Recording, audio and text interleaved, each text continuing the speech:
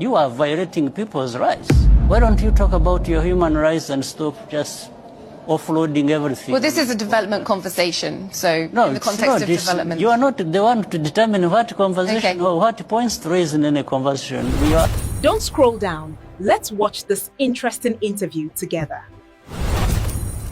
You really need to stop this superiority complex nonsense about human rights. You think you are the only ones who respect human rights, or others it's about violating human rights. No, we've fought for human rights and freedoms of our people much better and more than anyone, including you people who keep talking about this nonsense.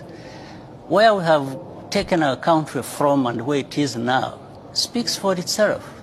The rest of the story just comes from this complex.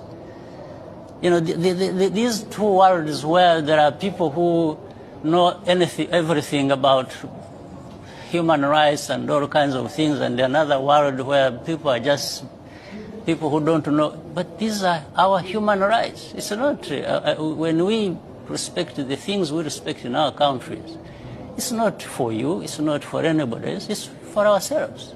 Is it not so universal? You don't sit right. there. Yes, it is universal, but you don't sit there. If it is universal and you believe it, then you don't become the judge yourself. You don't start telling the others what to do, what they should not to do, or that what they are doing is not to your satisfaction. Who are you? Or what the whole list you've been spelling out as if, you know, what is in Rwanda is really hell. In fact, forgetting the hell that we have gone through, that we stood against and sorted out when you were there just talking about more or less nonsense. Because do you reject the accusations, for example, from Amnesty International? Absolute rubbish. You reject Rwanda that? is completely different from what it was 25 years ago. In fact, maybe you need to be looking around in Europe. You are violating people's rights. When we have this problem of people being bundled and sent back to sink in the Mediterranean and so on, and so many people being mistreated in your own countries, why don't you talk about your human rights and stop just offloading everything? Well, this is a development conversation, so no, in the context of development. You are not the one to determine what conversation or what points to raise in any conversation. We are asking questions, this is what I'm saying. You are asking questions and you are giving yourself answers. Recently, there have been a lot of rumors circulated by people who are ignorant politically that the refugees of Rwanda in Uganda would use Uganda as a base to come and attack Rwanda.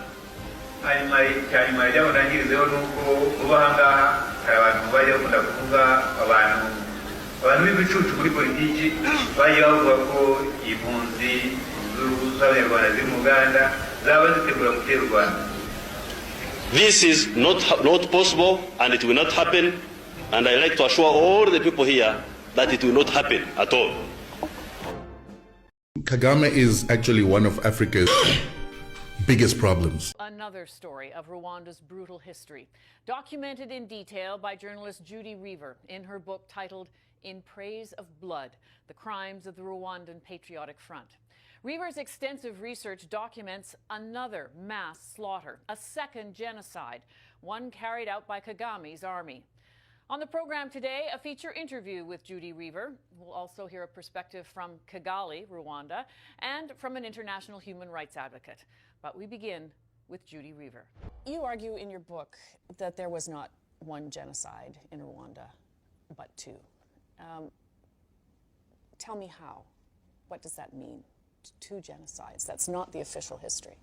What I tell in my book is after the Hutu president, Habyarimana, was assassinated, Paul Kagame and his high command and training wing and military intelligence got together and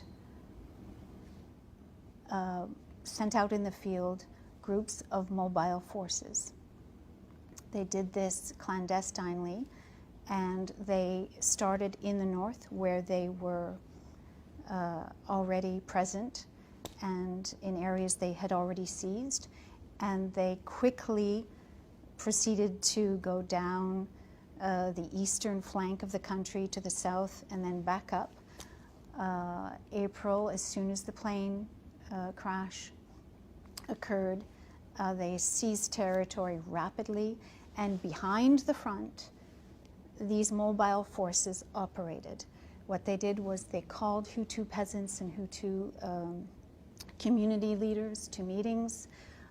They would lure them, put them on buses.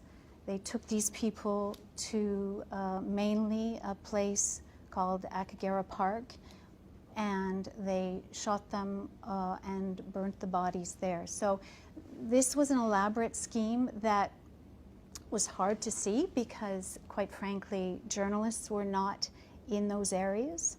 So while the genocide was being perpetrated against the Tutsis, and the numbers ranged between 500,000 and 1 million Tutsis being killed, you're saying the same genocide was being carried out against the Hutus themselves by the so-called leader of the victims of the genocide.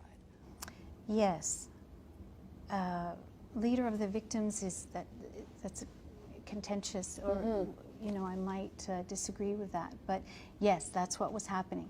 Certainly Tutsis were targeted systematically in zones that were controlled by Hutu elements, and they were systematically targeted mainly by Hutu militias. So there's no doubt that there was a genocide against Tutsis. The hidden violence, the violence that most people did not realize was happening in those zones that were controlled quite quickly by the Rwandan Patriotic Front and its army. By Kagame's army. Absolutely. And how many victims were there of the Hutu genocide? The way in which these killing squads operated gives an idea of the scale and scope of the killing and the victims. So we've had these estimates come from former soldiers, Kagame's former soldiers, and also his former officers, but a few people at the International Criminal Tribunal for Rwanda.